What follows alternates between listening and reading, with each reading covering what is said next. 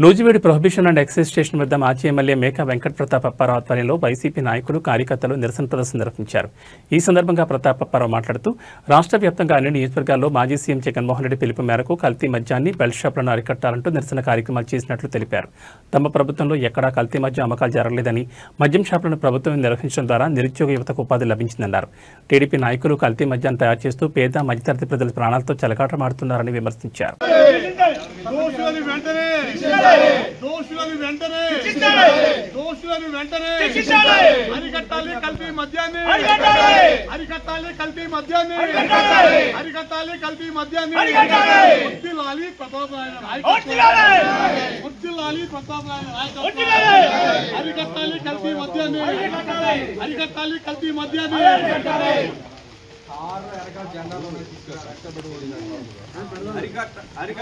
కల్తీ మద్యాన్ని అరికట్టాలి, కల్తీ మద్యాన్ని అరికట్టాలి, కల్తీ మద్యాన్ని అరికట్టాలి, దోషులను వెంటనే దోషులను వెంటనే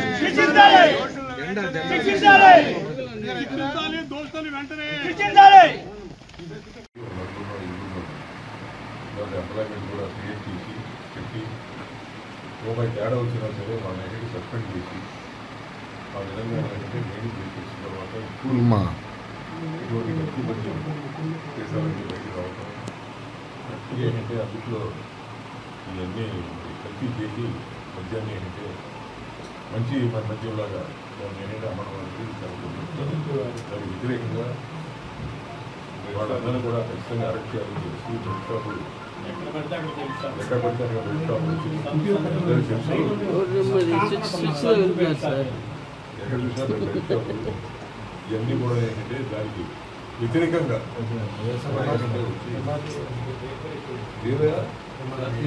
అందరూ వచ్చినాయి. స్కూల్ దగ్గర కూడా బెల్ట్ షాప్ పెట్టారు sir. Catering sir centre guard నుంచి స్కూల్ వరకు 5 బెల్ట్ షాప్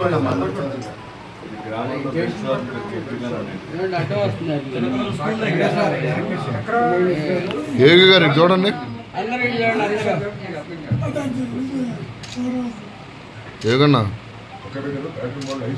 అవును సార్ స్కూల్ దగ్గర సార్. ఓకే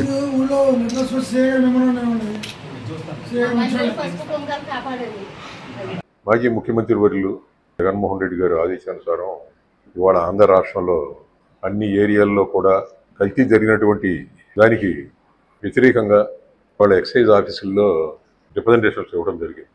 ఈ స్పిరిట్ అనేది బాటిల్స్లో కలిపి అది తక్కువ రేటుకి తయారైపోద్దని అంటున్నారు. ఇది ఇవాళ అటువంటి బాటిల్స్ తయారు చేసి ఈ బాటిల్స్లో కలిపేసి వాటిని ఏంటంటే అమ్మడం జరుగుతుంది. అది తాగిన వాళ్ళు ఎంతకాలం బతుకుతారండి? నూజివీడు నియోజకవర్గంలో బెల్ట్ షాపులు అనేది ఎక్కడ పడితే అక్కడ వెలిసినాయి. ఎన్ని ఉన్నాయో కూడా లెక్కలేదు. చిన్న ఊళ్ళలో కూడా 5-6 షాపులు 10 షాపులు ఉన్నాయి. గోపురం మెయిన్ రోడ్ నుంచి హై స్కూల్కి వెళ్ళే దారి కొద్ది దారి అంతా ఒక పర్లాంగన్నర లోపే. దాంట్లో 4 షాపులు మెయింటైన్ అవుతున్నాయండి. పిల్లలు 10th క్లాస్ చదివే పిల్లల దాకా కూడా అదే రోడ్న రోజు స్కూల్కి వెళ్తుంటారు.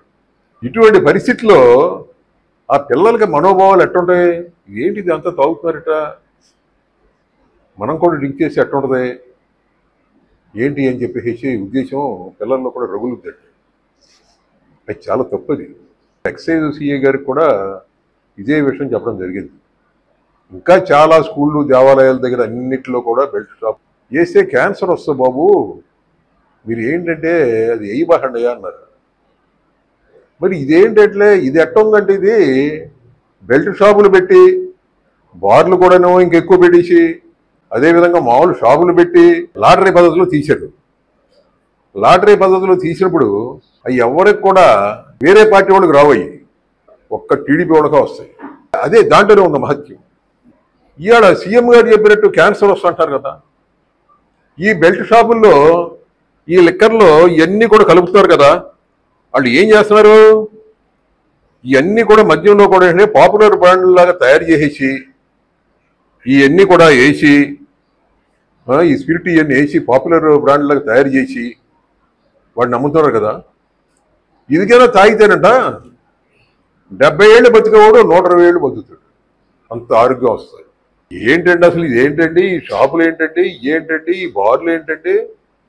అదే విషయంలో ఒక ఆయన అరెస్ట్ చేశారు. జగన్ గారు గవర్నమెంట్లో ఇటువంటి ఎప్పుడైనా మనం విన్నామా? ఇందుట్లో మోసం కూడా జరగకుండా గవర్నమెంట్ ద్వారానే అమ్మిస్తూ ఎంప్లాయ్మెంట్ క్రియేట్ చేసి 4-5 కుర్రోళ్ళని వేసి అమ్మిస్తూ లాభం వస్తేనే గవర్నమెంట్కి వెళ్ళద్ది. ఇవాళ అటువంటి పరిస్థితుల్లో ₹1 ఎక్కువ అమ్మితే వాళ్ళు సస్పెండ్ చేశారే. ఇవాళ ₹20, ₹30 ఎక్కువ అమ్ముతుంటే ఇవాళ ఎవరిని సస్పెండ్ చేస్తారు? ఎక్కడికి వెళ్తున్నాయి ఆ డబ్బులు? న్యూజిలాండ్లో ఎస్ అని వాటి మీద ఒక స్టిక్కర్ వేస్తున్నారు. అంటే దాని అర్థం ఏంటి అంటే దానికి ఏదైనా వేరే రేట్ ఉంటుందా? అది ₹20 సార్, బెల్ట్ షాపులు తీసేస్తాం ఎక్కడ ఉంటే. 1-2 కాదయ్యా. న్యూజిలాండ్ నియోజకవర్గంలో ఇప్పుడు ఊరికి 5-6 వేసుకున్నా 500-600 బెల్ట్ షాపులు ఉన్నాయి. న్యూజిలాండ్ పట్టణంలో 100 ఉన్నాయి. ఇవన్నీ ఎవరు చేస్తారు, ఎట చేస్తారు? సంపద సృష్టిస్తామంటే ఇదేనండి. ఇది జాగదో, కొద్ది రోజుల్లోనే బయటపడద్దని చెబుతూ నేను ఇప్పటికైనా గవర్నమెంట్కి చెప్తున్నాను, మీరు ఇటువంటి వాటిలన్నింటినీ కూడా ఈ దొంగ సరుకు అమ్మే వాళ్ళని కానీ, ఈ కొత్త ఈ చీపులు తయారు చేసే వాళ్ళని కానీ, ఈ స్పిరిట్ వేసి దాంట్లో తయారు చేసే వాళ్ళని కానీ, ఈ బెల్ట్ షాపులు కానీ మీరు కంట్రోల్ చేయకపోతే జగన్ గారు రోడ్డు ఎక్కితే ఒక్క షాప్ ఉండదో, అన్నీ కూడా తీసుకొని ఎవరికాడు పారిపోతారు అని చెప్తా ఉన్నా.